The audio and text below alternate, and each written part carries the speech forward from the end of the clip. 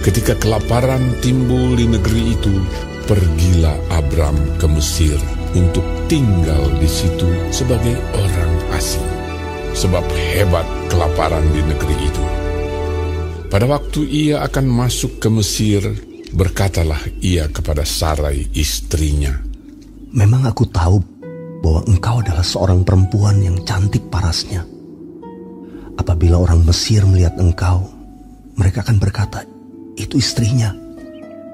Jadi mereka akan membunuh aku dan membiarkan engkau hidup. Katakanlah bahwa engkau adikku, supaya aku diperlakukan mereka dengan baik karena engkau, dan aku dibiarkan hidup oleh sebab engkau."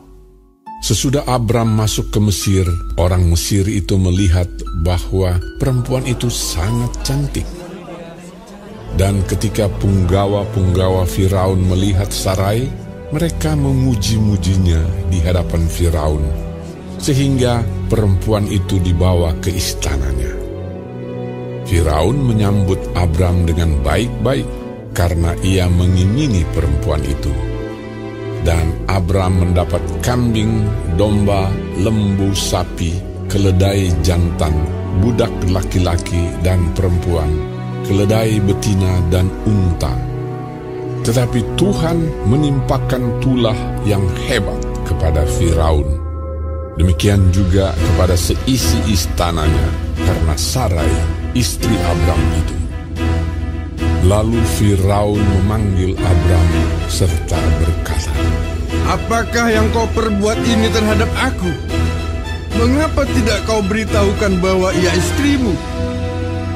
Mengapa engkau katakan dia adikku, sehingga aku mengambilnya menjadi istriku?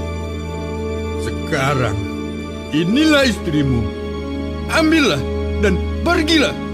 Lalu Firaun memerintahkan beberapa orang untuk mengantarkan Abram pergi bersama-sama dengan istrinya dan segala kepunyaannya.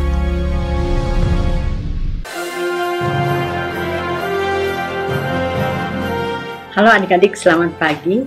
Kita ketemu lagi pada pagi hari ini di pelajaran ke-7. Kalau kita minggu yang lalu belajar tentang Kejadian 12 ayat 1 sampai dengan 9 yang berjudul Dengarkan Panggilan Tuhan. Pada pagi hari ini kita akan belajar tentang satu judul. Judulnya adalah Jangan Menyimpang, yaitu dari Kejadian 12 ayat 10 sampai dengan 20.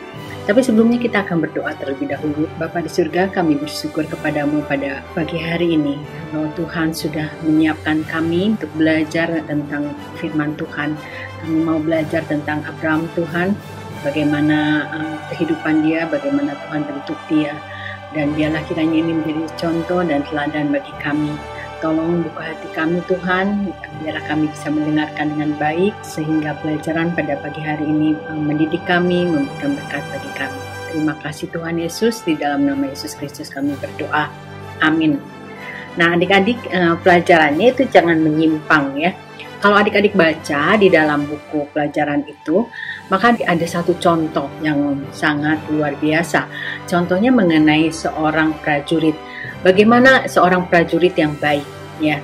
Seorang prajurit yang baik adalah seorang prajurit yang tentunya dia itu badannya kuat, dia itu di sini katakannya pemberani, tidak terkalahkan, lalu dia juga gigih, dia tekun, dia pintar menyusun strategi perang dan menguasai jenis-jenis senjata. Dan yang satu yang paling penting bagi seorang prajurit adalah ketaatan. Dia harus taat kepada komandannya dalam keadaan apapun, dalam hal apapun. Nah, dia harus taat kepada komandannya. Nah, adik-adik, kalau adik-adik sering kali lihat di TV kan, kalau ada satu prajurit, komandannya berkata, dia bilang siap komandan, begitu kan, selalu. Dan apa yang diperintahkan komandannya, prajuritnya itu menurut. Adik-adik bisa bayangkan kalau seorang prajurit kemudian tidak menurut kepada komandannya, akan jadi seperti apa? Ada hal-hal yang kita pelajari dalam kitab ini, yaitu ketaatan. Ya, kita harus taat kepada perintah Tuhan, kita harus taat kepada orang-orang yang memang kita harus taati. Tetapi kita juga kalau di Alkitab kita juga melihat bagaimana orang yang tidak taat kepada Tuhan atau kehidupannya menyimpang. Nah, kita akan belajar di sini tentang Abraham yang dulunya namanya Abram, ya, masih Abram.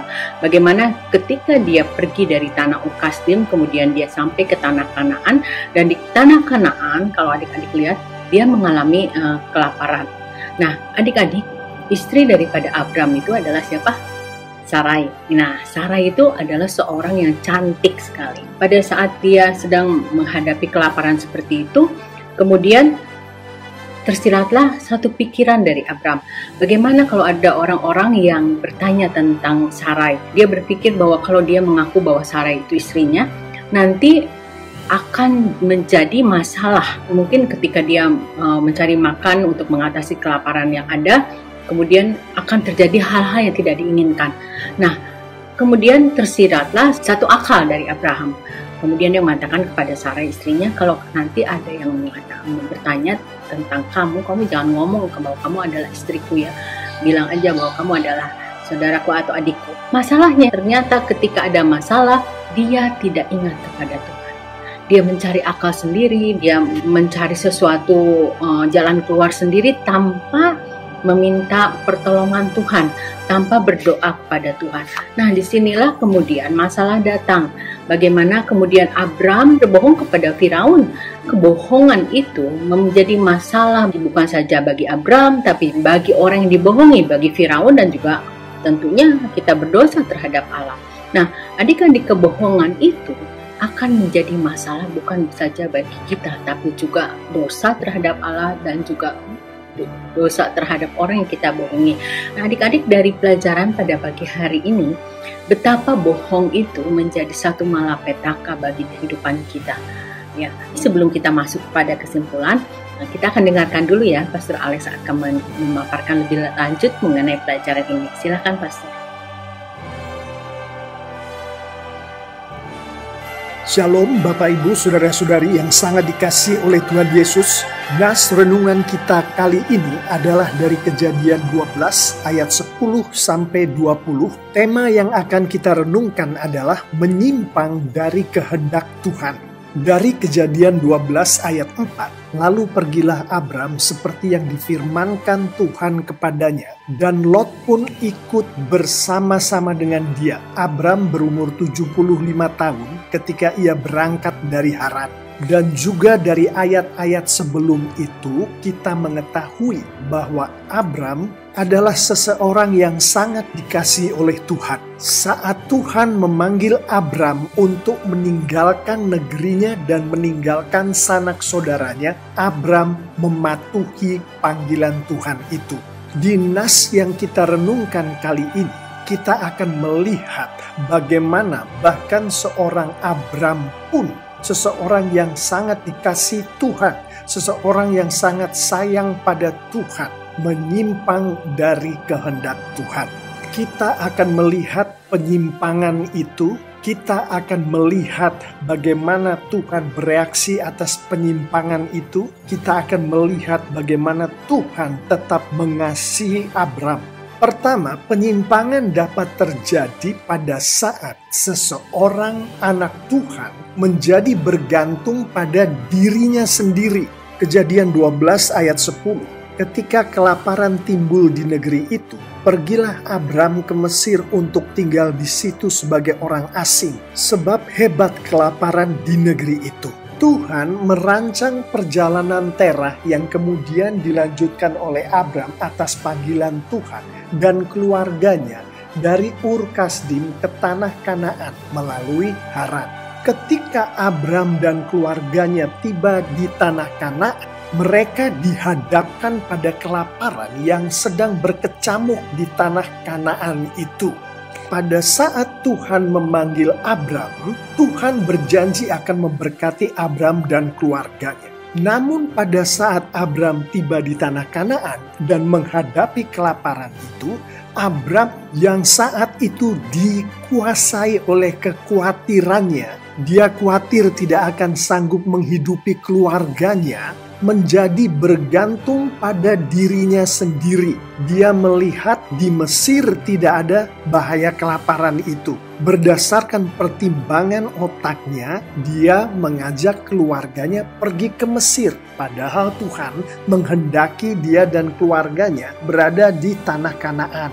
Kita melihat di sini secara tersurat maupun tersirat, pada saat Abram bergantung pada dirinya sendiri, tidak lagi bergantung pada Tuhan, maka Abram menyimpang dari kehendak Tuhan.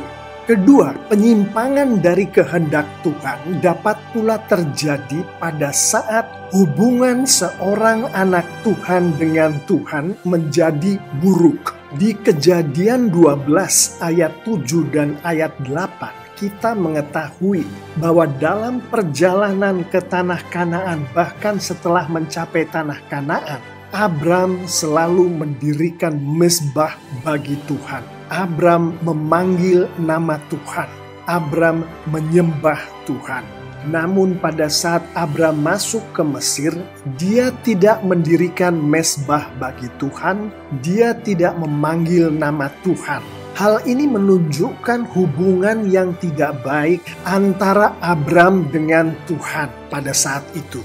Jadi hubungan antara anak Tuhan dengan Tuhan yang tidak baik dapat menyebabkan penyimpangan dari kehendak Tuhan oleh anak Tuhan.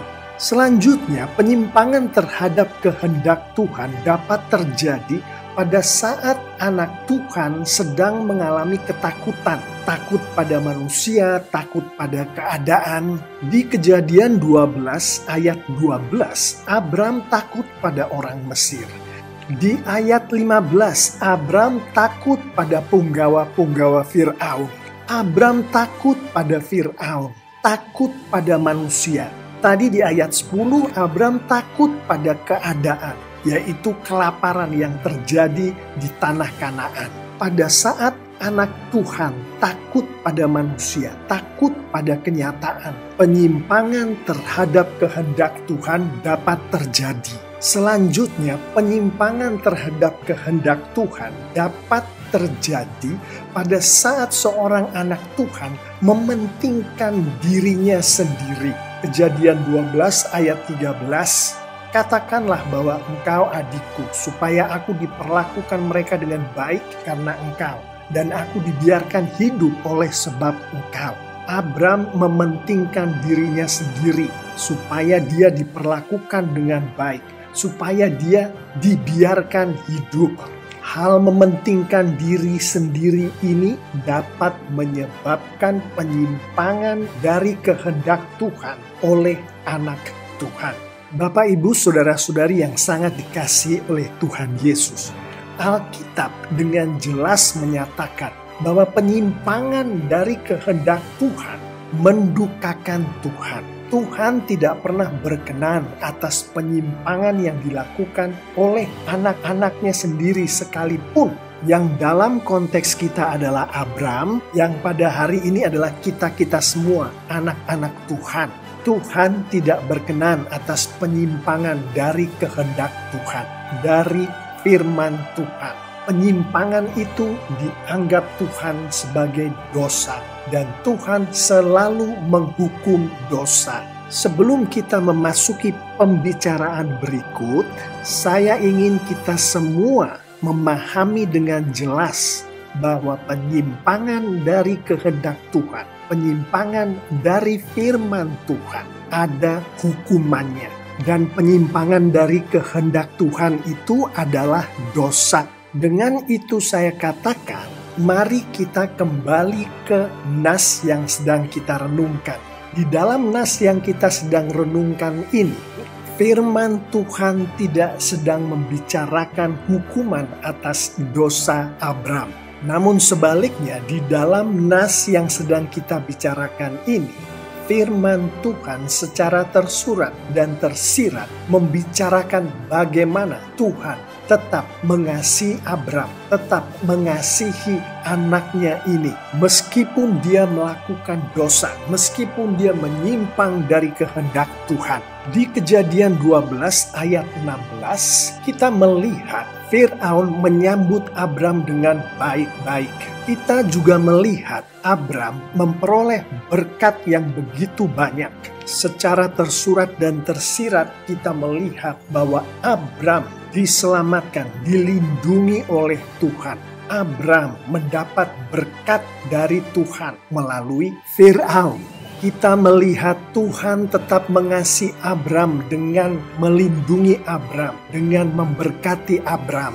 Di ayat 17 kita mengetahui bahwa Tuhan menimpakan tulah yang hebat kepada Firaun dan seisi istananya untuk melindungi Sarai, istri Abram. Kita melihat Tuhan tetap mengasihi Abram dengan melindungi istrinya. Di ayat 20 lalu Fir'aun memerintahkan beberapa orang untuk mengantarkan Abram pergi bersama-sama dengan istrinya dan segala kepunyaannya, menunjukkan kepada kita bahwa Tuhan sangat mengasihi Abram. Dia dan istrinya diselamatkan, dia dan istrinya diberkati. Tuhan mempergunakan Fir'aun untuk mengawal Abram, istrinya, dan seluruh harta miliknya. Demikianlah renungan firman Tuhan kali ini. Mari kita belajar akan apa yang Tuhan inginkan kita sebagai anak-anaknya mengetahui dari firman Tuhan ini. Kita mengetahui sebagaimana disampaikan di Kejadian 12 ayat 4. Lalu pergilah Abram seperti yang difirmankan Tuhan kepadanya pada saat seorang anak Tuhan, dalam konteks ini adalah Abram, mengikuti panggilan Tuhan. Kita melihat banyak pergumulan yang terjadi pada anak Tuhan itu, pada Abram. Banyak pencobaan yang terjadi pada anak Tuhan itu, pada Abram. Bahkan anak Tuhan itu, Abram, jatuh ke dalam dosa. Tuhan menghendaki kita semua anak-anaknya untuk mengetahui dengan jelas bahwa pada saat seorang anak Tuhan mengikuti panggilan Tuhan, mengikuti perintah-perintah dan firman Tuhan, pergumulan akan tetap ada di dalam kehidupan anak Tuhan itu. Pencobaan akan tetap ada di dalam kehidupan anak Tuhan itu. Bahkan anak Tuhan itu dapat jatuh ke dalam dosa.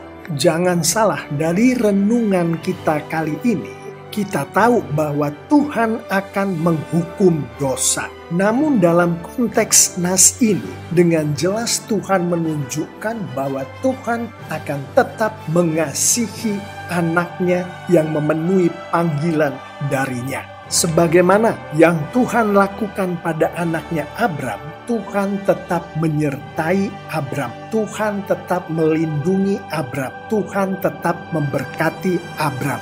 Bapak, Ibu, Saudara-saudari yang sangat dikasihi oleh Tuhan Yesus, mari kita tutup renungan ini dengan beberapa penerapan.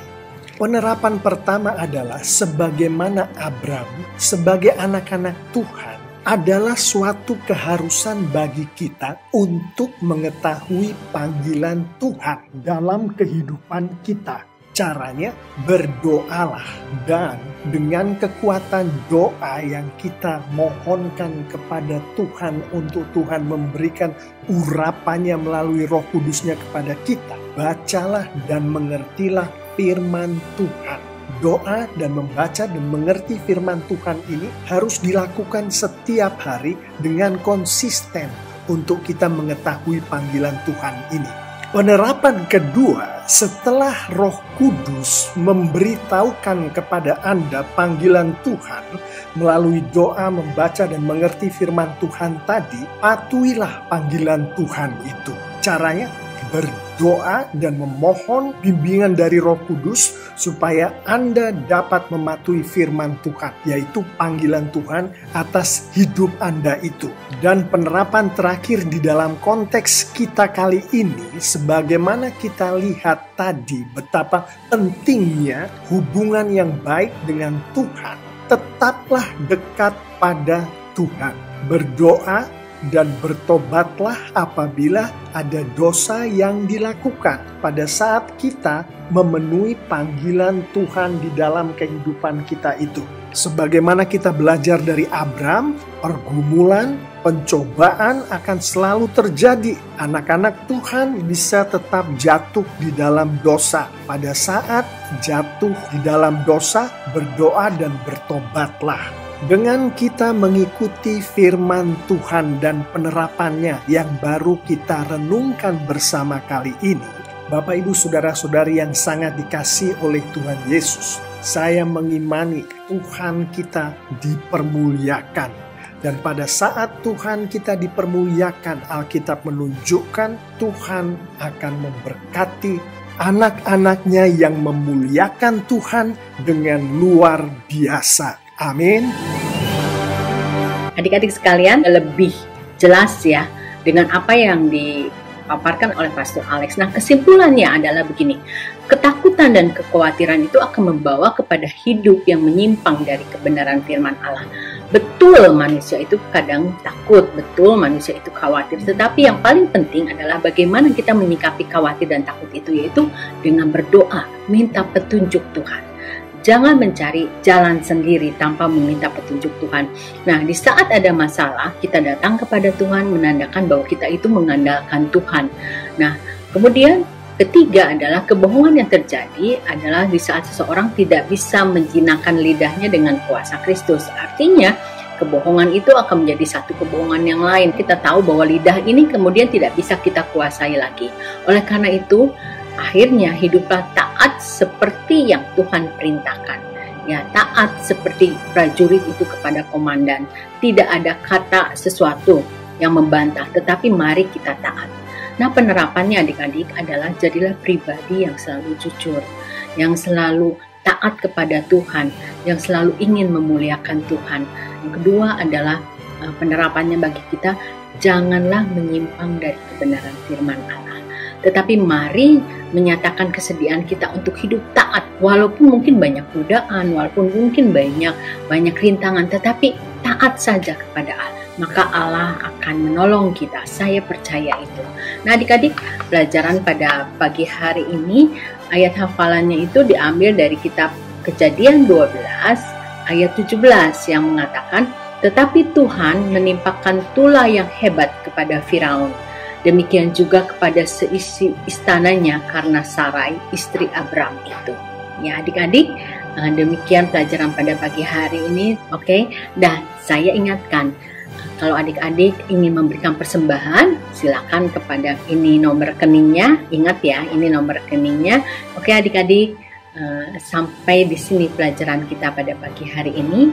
Kiranya adik-adik terus diberkati Tuhan, kiranya adik-adik dapat melakukan kebenaran firman Tuhan ini, dan Tuhan memberkati. Sebelumnya kita akan berdoa mengakhiri pelajaran kita minggu ini. Tuhan Yesus, terima kasih karena Tuhan menolong kami untuk mengerti bagaimana kami hidup taat kepada Tuhan. Tuhan, bukan hal yang mudah ketika kami mau taat kepada Tuhan. Tapi ketika kami mau melakukan itu, Tuhan akan tolong kami. Tuhan akan memberikan kekuatan pada kami melalui Roh Kudus-Mu, sehingga kami bisa melakukan kebenaran firman Tuhan itu. Terima kasih untuk pelajaran minggu ini Tuhan. Kami jelas, kami tahu apa yang harus kami lakukan. Dan terpujilah nama-Mu Tuhan untuk sekarang dan selamanya. Di dalam nama Yesus Kristus kami berdoa. Amin. Selamat pagi, sampai jumpa minggu depan.